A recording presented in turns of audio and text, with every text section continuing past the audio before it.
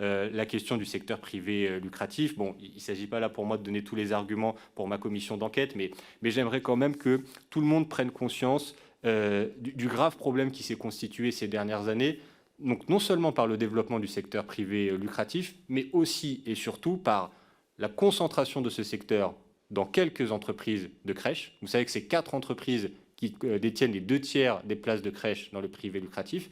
Et ces entreprises, elles sont toutes liées directement ou indirectement à des fonds d'investissement qui ont considéré que le secteur de la petite enfance, c'était un lieu d'investissement et de rentabilité qui était particulièrement profitable.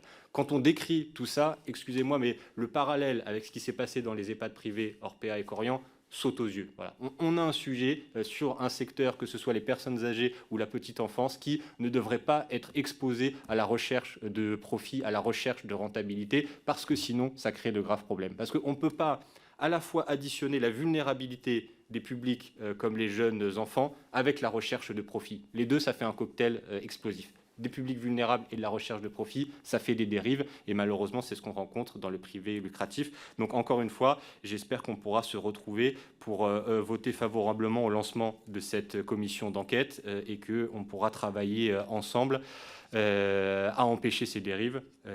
Il en va de l'intérêt des jeunes enfants, j'en suis convaincu. Je vous remercie. Chacun fera en son âme et conscience pour la commission d'enquête.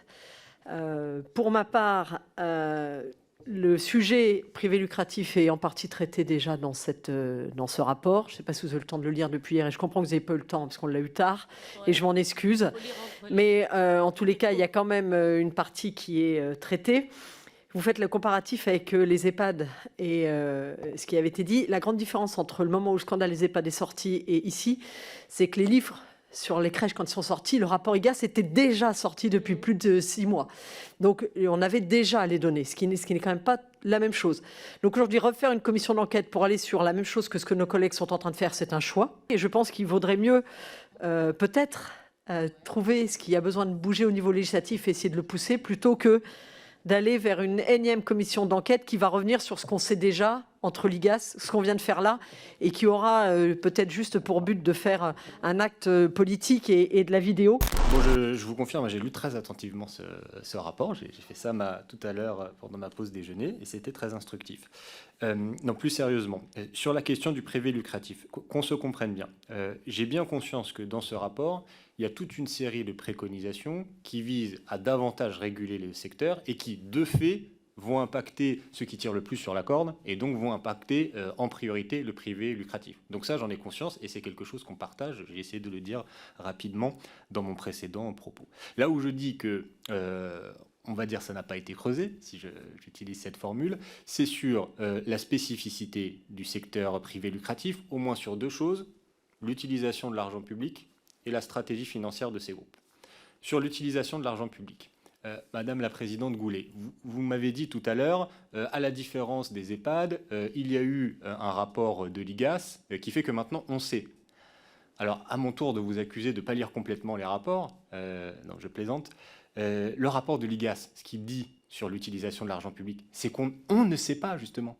L'IGAS dit on ne sait pas comment est utilisé l'argent public. Ils pointent des stratégies, ils disent il y a des montages financiers à base de SCI, ça crée de l'opacité. Ils disent il y a des frais de siège payés par les établissements qui remontent au groupe, qu'on ne peut plus contrôler, on ne sait pas à quoi sert cet argent. Il y a de l'augmentation de la dotation aux amortissements, c'est une alerte sur comment utiliser l'argent public pour peut-être se constituer un patrimoine. Bref, l'IGAS pointe toute une série d'alertes sur l'utilisation de l'argent public, alerte pour lequel je pense il y a besoin d'enquêter, d'où la demande de commission d'enquête. L'autre point, je disais, la spécificité du secteur privé lucratif qui n'a pas été creusée dans ce rapport. Et encore une fois, je pense que c'était impossible à faire dans les délais et avec le pouvoir d'une mission d'information. Les stratégies financières. Est-ce que vous avez auditionné Antin, Towerbrook, Infravia? Là, ceux que je viens de citer, c'est les fonds d'investissement qui pèsent les 2/3 des berceaux en crèche privée lucrative.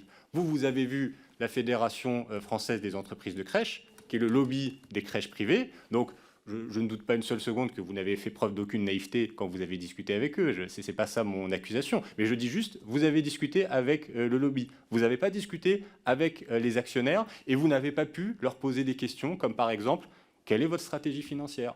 Quand vous avez racheté les petits chaperons rouges, Babylou, etc., quel est le niveau de rentabilité, de profitabilité que vous avez exigé? Quel est le pacte managérial, c'est comme ça qu'on appelle dans ce secteur, que vous avez fait avec les dirigeants au moment où vous êtes devenu actionnaire? Ça, c'est des questions qui sont essentielles parce que de ça découle tout le reste. Si en haut, vous avez un fonds d'investissement qui dit le niveau de profitabilité, ça doit être X%, en conséquence, et à la fin jusqu'au terrain sur qu'est-ce qu'on peut acheter, comment sont payés les professionnels, est-ce qu'elles sont assez nombreuses, ça a des conséquences qui sont délétères pour les enfants. Donc je pense que ces sujets-là, il reste à creuser et il faut qu'on le fasse le plus vite possible parce que tant qu'on n'a pas fait la lumière sur ces stratégies financières qui potentiellement sont extrêmement défavorables à la qualité de l'accueil des jeunes enfants, tant qu'on n'a pas fait la lumière là-dessus, ça va continuer à perdurer. Donc je le dis vraiment pas en opposition avec vos rapports et vos préconisations, parce qu'encore une fois, je disais, les préconisations de régulation de l'ensemble du secteur, elles seront favorables. Mais il y a une question spécifique privée lucrative qui, je pense, n'a pas encore été traitée. Merci beaucoup. Alors, avant de laisser la parole à mes collègues, M. Martinet, vous faites effectivement le choix voilà, de la polémique et de la publicité sur ces crèches privées. Nous faisons le choix de l'action et de faire évoluer rapidement la situation, car comme vous l'avez indiqué, ce qui est proposé dans ce rapport résoudrait pas mal les choses. Une chose est sûre, nous sommes d'accord sur nos 2 accords et moi, en tout cas, j'espère faire évoluer très vite la situation avec les propositions qui sont dans ce rapport, qui résoudraient pas mal de choses et après, ils se débrouilleraient dans leur fond.